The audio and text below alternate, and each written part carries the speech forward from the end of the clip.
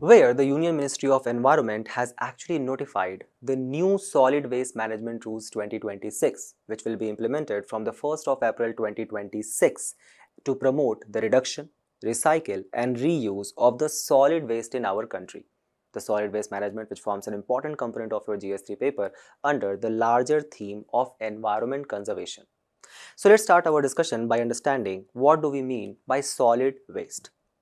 The article says that how, before the industrial revolution, the large number of waste actually fell in the category of being organic, right? Where it was, thus it was very easily disposable as well. And it was usually found in the low-lying areas and thus kind of naturally integrated with the geochemical cycle. However, thanks to the industrial revolution, there was a surge of a wave of industrially manufactured goods and materials, like for example, metal, glass, plastic, paper, etc., which were inorganic in the nature. What do we mean by inorganic? Basically, they are highly non-biodegradable, where they cannot be easily decomposed by the agents such as for example bacteria, fungi, yeast, etc. Like for example your plastic or microplastic, right? So thanks to the kind of the large scale urban expansion which has taken place, the growing culture of consumerism, or for example the large scale rapid growth of the population which is taking place, all that have resulted in the complex challenge for the solid waste management, which is actually being pinpointed from various sources like for example residential and commercial areas, or for example let's say you might be watching this lecture on some phone or laptop. If that will become non-functional tomorrow, don't you think you are going to discard it? That is your electronic waste. Or for example the hazardous plastic waste which is all around us. Thus, when we have understood that there is a kind of a growing threat of such solid waste, the idea is to assess what is the intensity of this threat. For that purpose, let's refer to the report which was published in 2024 by the Central Pollution Control Board, according to which our country, it generates 1.85 lakh tons of waste daily, out of which 96% is collected, 61% is treated, and 21% of this waste is actually landfilled. So you guys can actually recall the mountains of the Gazipur, right? It has also become a kind of a tourist destination thanks to social media. So in our country, by the year of 2023, an average person was actually generating 3.4 kg of solid waste on daily basis. However, just in 2 years time, it actually kind of doubled to 0.7 kg per person per day by the year of 2025. And if we keep on producing such solid waste at such high level of intensity, we are very easily going to surpass Germany, which is at right now 4th position in the terms of solid waste generation by the year of 2030 itself. Keep this in mind that all this magnanimous amount of solid waste generation which is taking place around you, only 50% of this is actually being treated. So we are actually being able to collect and treat almost 50% of this waste, while 50% of this waste is either lying in the ponds or some aquatic ecosystem around you, and thus kind of declining the blue and the green spaces which exist. It is kind of filling such kind of sacred rivers of our country. So basically it is actually there is a kind of exist a huge problem. Now keep this in mind that there is a specific article which we referred, which was actually published by the Clean India Journal. It actually classified the composition of solid waste in our country, according to which total 51% of solid waste is actually in the nature of biodegradable organic matter. So less thing to worry about. 17% of them is actually made up of recyclable material, but then the problem is that whether we are able to collect and treat it or not. 30 to 40% of them actually contains ash content, and thus kind of indirectly contributing to the PM 2.5 and PM 10 pollution which we are facing. 3 to 6% is actually being kind of generated from the paper making. And now pay attention, the inert materials, right, which are highly kind of non-biodegradable like glass, plastic, metals, they only constitute 3 to 6%. However, when it comes to the collection and the treatment of it, that is the major kind of an area where we are faulting. For example, if you look at the electronic waste which is generated in our country, which is approximately 2 million tons per annum, only 22% of that is recycled. The highest contribution actually comes from Maharashtra, which contributes to the most of these 2 million tons of e-waste, where the Maharashtra generates 20% of country's e-waste but recycle only 12 to 15% of that. And we are talking about one of the developed states of our country. So just imagine what might be happening with the kind of the underdeveloped states, where what kind of a infrastructure would be existing for the collection and the treatment of such waste. And thus it actually creates a problem of microplastic as well, where such inert materials, when they are actually exposed to the UV rays, they actually go to a process of fragmentation, converting into microplastic whose particle size is less than 5 mm, like polyethylene, polypropylene, nylon, etc. They can actually bioaccumulate in our body, such as for example bisphenol A, which can actually lead to cardiovascular diseases, obesity, infertility, also causing cancer. The same non-treatment has actually led to collection of such huge Pacific garbage patch which actually exist, where according to the Convention on Biological Diversity, it is actually significantly impacting more than 600 aquatic species. The chemical accumulation is actually impacting the flora and the fauna which prevails in the region of ocean, thanks to the neurological and harmonical imbalances. 1 lakh plus marine mammals die every year. So it's not like that such huge issue of solid waste is only impacting the human life, it is also significantly impacting the biodiversity as well. It is basically altering their habitation structure. It is also change in the kind of the light intensity. So for example, let's say there are certain fishes who actually kind of live in the lower areas of ocean. But now because of the existence of this garbage patch over, the sunlight is not reaching till there. Don't you think it is actually going to significantly impact such fauna at the lower level of ocean? Because the photosynthesis will not take place. Don't you think mixing of such plastic with the soil will actually make the soil more compact, more hardened, and thus the roots will not be able to penetrate, declining its soil fertility?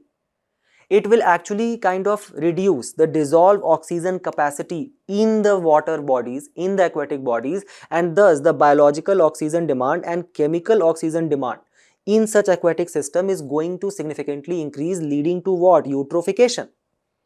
All of these issues are further going to aggravate, and for that purpose we can refer to the Plastic Overshoot Day report which was released by the EA Earth Action, according to which 220 million tons of plastic waste will be created in 2025. 50% of the world population is already living in areas where plastic waste has exceeded the managing capacity. In 2024 itself, there existed more than 117 days where there was a plastic overshoot. So basically we generated more plastic than we could actually collect. 70 million tons of plastic waste actually ends up in natural environment. And remember, just 12 countries are responsible for the world's mismanaged plastic waste. Top 5 actually includes our country as well. China is the first, USA, third is India, fourth is Brazil, and the fifth is Mexico. And by the year of 2060, our total kind of the consumption of plastic waste is actually going to increase to 160 million ton, out of which 128 million tons of that will be actually waste, and we will own the leakage to the aquatic environment will almost be 70 million tons by the year of 2060. Now there shall a question which shall arise in your mind that sir, ye sab to theek hai, but why waste is winning in our country? Why we are unable to kind of significantly handle this issue of solid waste management? The first and foremost is that the article suggests that the waste generation actually ends up outpacing the solid waste management infrastructure which prevails in our country. So for example, let's say as per the Central Pollution Control Board, keep this in mind, Central Pollution Control Board is a very important statutory body and it was created under the Water Prevention Act of 1974. So according to CPCB, there exists around 4,000 plus solid waste management infrastructure in our country, plants in our country. Can you guys guess how many of these 4,000 plus solid waste management plants actually run at their 100% capacity, less than 25%. The question shall arise that, okay, why such existence of infrastructure is not efficiently being utilized by the municipalities? Because there exist financial constraints which are faced by these municipalities, which actually impacts the entire chain from the waste collection to the advanced treatment facilities. Keep this in mind that when it comes to the municipalities in our country, they are highly dependent on the transfer of funds from state and the central government. For example, the municipalities in our country, they actually contribute to 2 by 3rd or 66% of the GDP. However, right, their control on the entire tax revenue is actually a meager, abysmal 1%.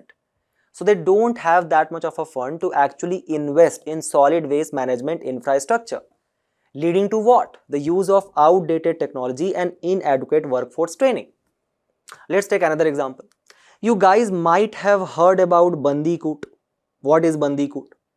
Bandicoot is a kind of an indigenous robotic machine which was built and deployed by the Kerala government. The idea was that basically they wanted to end the issue of manual scavenging, and for that purpose they actually wanted to automate the process of sewer cleaning, manhole cleaning, etc. Now tell me, how many of such indigenous robotic machines to clean the sewers called as Bandicoot you have actually seen in tier 2 and tier 3 cities? Then the major problem is that there exists a lack of decentralized solid waste management in our country. So for example, let's say that there is a specific area from where there is a huge amount of tons of plastic waste which is being generated. But the whole process is centralized through a chain, leading to a collection, passing to, let's say for example, a contractor. The contractor will ultimately pass it to the solid waste management plan. Instead of that, don't you think we can actually create such small solid waste management plants near the such high risky zones or high kind of plastic creation areas itself? Then the CPCB report 2024, which we are referring for this particular article, it specifically says that the people of our country does not have civic sense.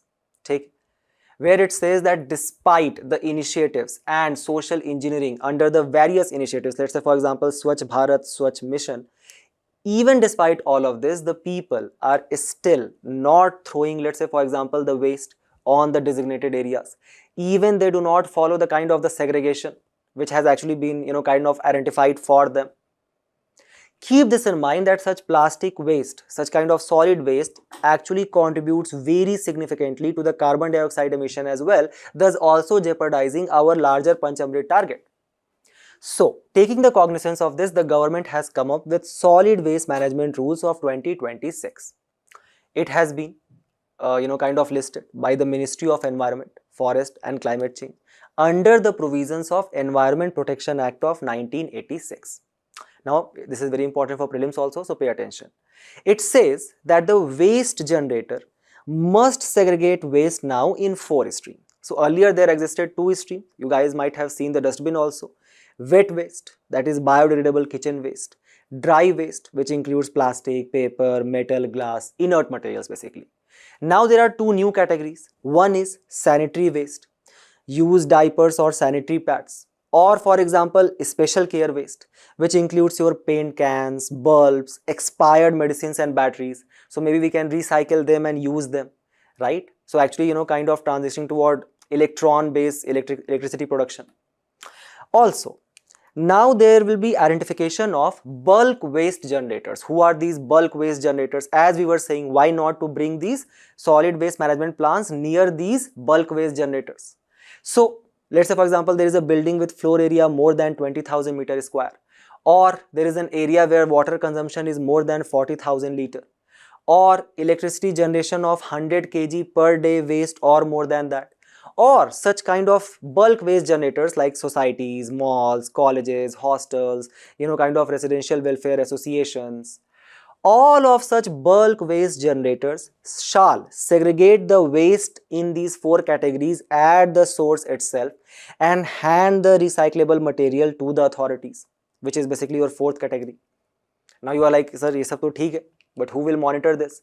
The government is saying that we are going to create an artificial intelligence based centralized portal to track the waste generation, collection and processing. ठीक है?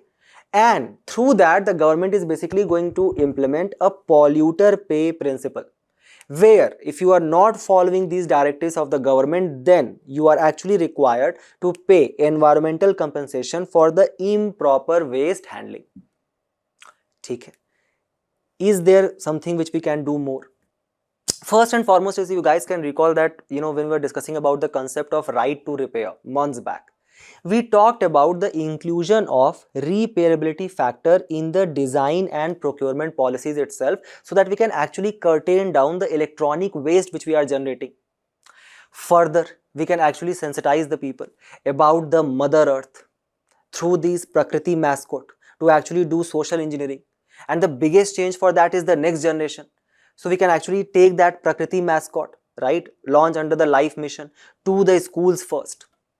We can actually put more research and development to actually, kind of create such biotechnology, kind of things, like for example, idonola cyclensis, which can actually degrade the plastic itself.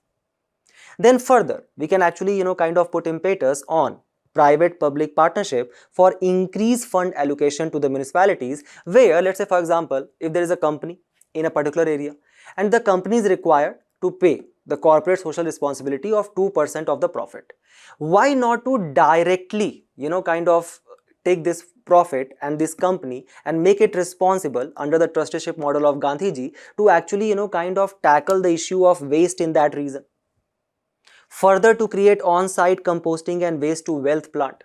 We can also borrow the leaf from some global best practices, like for example the China's Hangzhou, which has actually become a zero waste city. We can actually include this concept in our country as well, right?